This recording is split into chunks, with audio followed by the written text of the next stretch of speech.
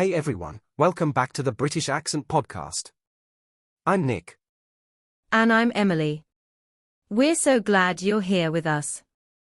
Today we're diving into something that I think a lot of us are learning. Sometimes the strongest thing you can do is to walk away. To choose peace over being right. Yeah, it's funny how we grow up thinking strength is always about standing your ground, arguing your case, proving a point. But real strength? Sometimes it's knowing when a battle's just not worth the energy. Exactly. We've all been in situations where we could have said more, defended ourselves harder, made sure the other person knew they were wrong. And sure, maybe we'd win the argument, but at what cost? That's the thing. Winning an argument can sometimes mean losing your peace. It can drain your time, your focus, and your emotional energy, especially if the person you're engaging with isn't actually listening, just waiting to reply. There's a kind of quiet wisdom in letting go of the need to always explain yourself. Not because you don't care, or you've got nothing to say, but because your inner calm is more valuable than proving a point. And I think social media's made that harder in some ways. There's this pressure to respond, to clap back, to show you've got the last word. But in real life, most of the time, silence says more. Right? And it doesn't make you passive, it makes you mindful. It's choosing your peace, your growth, your stability over constant reaction. It's understanding that not every challenge needs your energy. And it's not about letting people walk all over you either. You can set boundaries and still not engage in every conflict.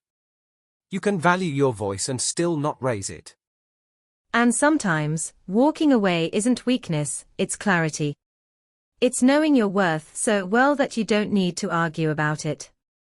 You don't need to convince someone who's already made up their mind. Yeah, it's like choosing your battles isn't about being scared, it's about being smart. You start asking, is this helping me grow?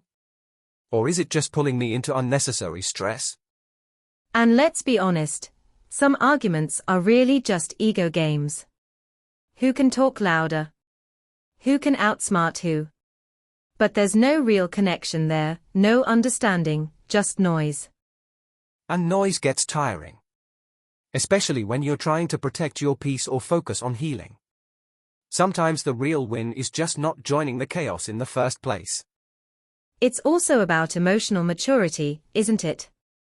Like, not needing to prove your intelligence, your value, or your perspective to someone who's already decided not to hear you. Exactly. You don't need to turn every misunderstanding into a debate. You can quietly say to yourself, they don't get it. And that's okay. And then you carry on. And it's freeing. You realize you can still live fully without everyone agreeing with you. You can still thrive even if someone misjudged you. Their opinion isn't your identity. I love that. And honestly, choosing peace often gives you back time you'd spend overthinking, justifying, replaying conversations in your head. That energy can go into things that actually matter. Yeah, like your well-being. Your relationships. Your creativity. There's so much more life to live when you stop trying to win every small war. And you know, sometimes silence is the most powerful answer. Not because you've got nothing to say, but because you've decided your peace is worth more than their reaction. Yes. There's something deeply powerful about being calm in the face of provocation. It doesn't mean you're weak, it means you're grounded. You've chosen to respond, not react. It reminds me of that saying, don't attend every argument you're invited to. Not everything deserves your presence. Not every comment requires a comeback. And sometimes people want to pull you into drama, because they don't know how to sit with their own discomfort. So they project it, they poke, they provoke. But that doesn't mean you have to join in. You can quietly protect your peace by not giving your energy to what drains you. It doesn't make you cold or distant, it makes you discerning. And that's a form of emotional self-care. Totally. And it allows you to focus on what does need your energy, your goals, your healing, your joy. You get to be intentional instead of reactive. And let's be honest, most arguments don't end with someone saying, "You know what? You're absolutely right and I've changed completely." Most of the time, people just dig in deeper. Exactly. So if no one's really changing, why waste your breath trying to force understanding? Sometimes the best choice is to just let it be and move on with your life. You don't have to prove anything. Living in alignment with your values, keeping your peace, that's more powerful than any perfect rebuttal. And honestly, the older I get, the more I realize how peaceful it feels to not explain myself all the time. To not chase validation. Just doing what feels right, and letting go of the need to be understood by everyone. Yeah. There's a quiet kind of confidence in that. When you stop trying to constantly correct people's assumptions, and instead you just live your truth, calmly, steadily, that's real power. And you become more focused on your inner world, rather than trying to control your outer world. Less energy spent proving, more energy spent building something that matters to you. It's a shift, isn't it? From asking, "How could I win this?" to asking, "Is this worth my peace?" And more often than not, the answer is no. Right? You start realizing that peace isn't passive. It takes intention. It takes restraint. It takes strength to pause, to reflect, and then choose not to engage in things that won't serve your growth. And in the long run, choosing peace doesn't mean you're letting people get away with things. It means you're not letting them control you. You're stepping back with grace, not surrender. There's something really powerful about that mindset. That I don't have to meet every bit of chaos with more chaos. I can be calm. I can be still. And I can still be strong. It's a lesson a lot of us learn the hard way. But once you get it, it's life-changing. Because you stop wasting your energy trying to win battles that don't matter, and you start winning the ones that do. And it's funny how freeing it is when you no longer feel the urge to correct every misunderstanding. You just trust that the people who truly know you, they don't need an explanation. And the ones who insist on misunderstanding you, they were never really listening in the first place. Exactly. You stop performing. You stop exhausting yourself in the name of being understood. It becomes less about being heard by everyone and more about being at peace with yourself. And peace doesn't mean indifference. It just means you've chosen to care more about what's real and lasting than what's reactive and loud. That's a different kind of wisdom. And I think there's a maturity in that. In saying, "I could argue, I could fight this, I could prove I'm right, but I don't need to.